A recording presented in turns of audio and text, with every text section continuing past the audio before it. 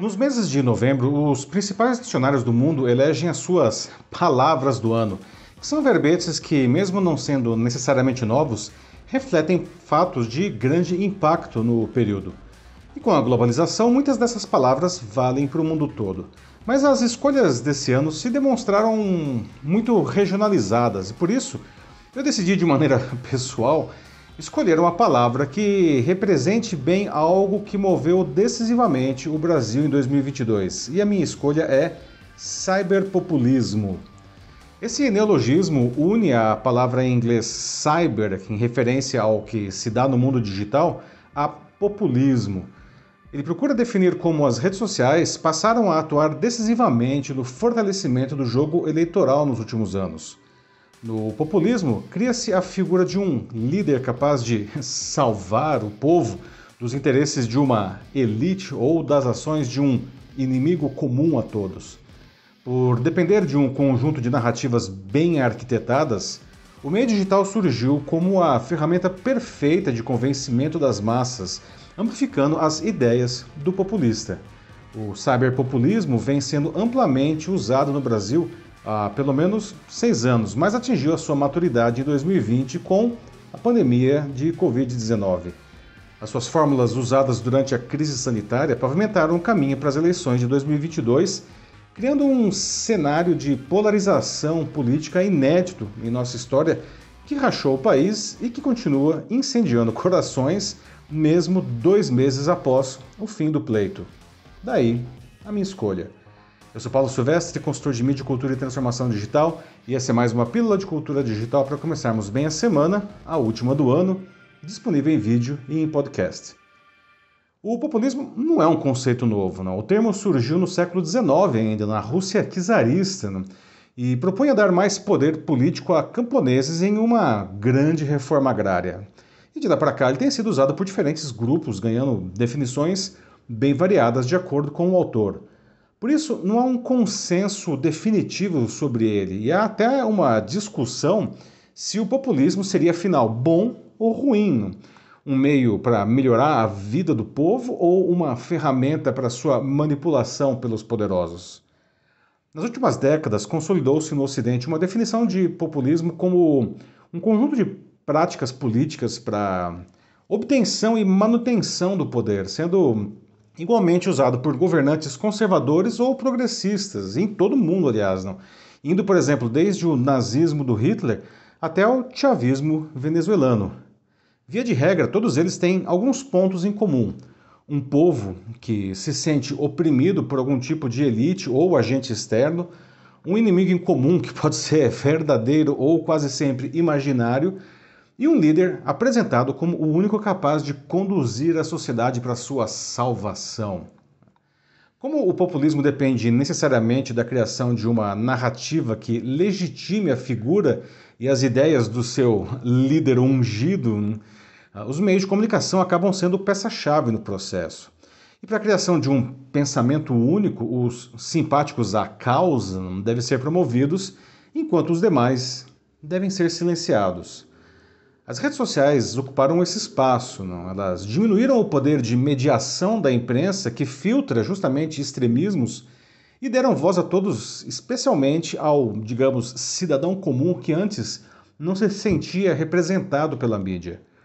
Grupos de poder com valores semelhantes a esses indivíduos perceberam isso e aprenderam a usar primeiramente os recursos digitais, apostando justamente nos extremos e dando origem a esse movimento.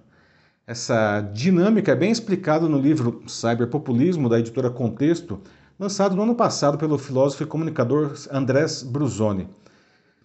Para ele, nesse cenário, abre aspas, quem tenta pensar fora dos polos dificilmente será ouvido e certamente não terá espaço nos grandes debates, fecha aspas. E ele continua, abre aspas de novo. A combinação eficiente de técnicas de propaganda do século XX com as possibilidades abertas pela tecnologia do século XXI já mostrou sua capacidade de causar alterações estruturais nos países e na geopolítica. Fecha aspas. E de fato observa-se esse fenômeno em países muito diferentes pelo mundo. O cyberpopulismo vem legitimando barbaridades em muitos países há anos e não foi diferente em 2022. A mais grave delas é a guerra na Ucrânia, né? Com o pretexto de salvar russos que lá viviam de supostas perseguições nazistas. O presidente russo Vladimir Putin invadiu o vizinho. O mandatário diz abertamente que pretende anexar a Ucrânia como seu território, não reconhecendo a sua soberania. Os inimigos do povo seriam a União Europeia, a OTAN e, diante do inesperado e decisivo apoio militar dos Estados Unidos, todo o Ocidente. E com uma fortíssima censura local da imprensa e das redes sociais, a maioria da população russa, né, acredita nisso tudo, né, e que a Rússia estaria inclusive vencendo o conflito. Os Estados Unidos também têm as suas assombrações, né. Ao longo desse ano e do anterior tiveram que lidar com as consequências do bizarro ataque ao Congresso, ao Capitólio, né, no dia 6 de janeiro de 2021, quando apoiadores do ex-presidente Donald Trump, inconformados com a sua derrota na tentativa de reeleição, tentaram impedir a confirmação da vitória do seu opositor Joe Biden. Foi o maior ataque da história à democracia do país. E vale dizer que Trump é o maior expoente global do cyberpopulismo. Em outro exemplo, no dia 7 agora, o governo alemão deflagrou a maior operação de contra-terrorismo em 70 anos. O alvo foi um grupo que cresceu nas redes sociais e pretendia derrubar a República e, acredite se quiser, reinstalar a monarquia que vigorou na Alemanha até 1918. E eles pretendiam ainda matar 18 pessoas, incluindo o chanceler Olaf Scholz. Os nossos vizinhos também sofrem com isso. A Argentina tem uma política, uma economia em frangalhos há décadas. No Peru, o presidente Pedro Castillo foi destituído do cargo e preso no mesmo dia 7 agora, depois de tentar um autogolpe. A vice-presidente Dina Boluarte assumiu como o 6º presidente do país em 6 anos. Isso demonstra que o cyberpopulismo atende bem a interesses da direita e da esquerda. E eu coloco esses dois termos entre aspas, pois ambas são muito parecidas, ou mais parecidas que diferentes quando se trata de manipulação no meio digital. De toda forma, a esquerda só agora está aprendendo a jogar esse jogo e, para isso, está sujando as mãos também. Eu receio que tenhamos que ver ainda mais crescimento do populismo anabolizado pelo meio digital antes de experimentarmos o seu recuo, com a sociedade voltando aos trilhos de uma vida harmônica e colaborativa, em que ideias divergentes levem à evolução e não a um conflito beligerante. Precisamos voltar a ter apenas adversários para contrapor, ao invés de inimigos a eliminar. Como Brusoni explica em seu livro, o contrário do populismo é o pluralismo, que é a crença de que não há duas visões únicas do mundo. Como ele escreveu, abre aspas, pluralista é quem entende que a verdade não se obtém derrotando o inimigo, mas que é o resultado de um processo construído a muitas vozes, fecha aspas. Eu adoraria voltar a esse espaço no fim de 2023 e dizer que a minha palavra do ano seria então cyberpluralismo. Mas eu sinto que teremos que descer ainda mais fundo nessa fossa política antes que as massas entendam a importância dessa diversidade.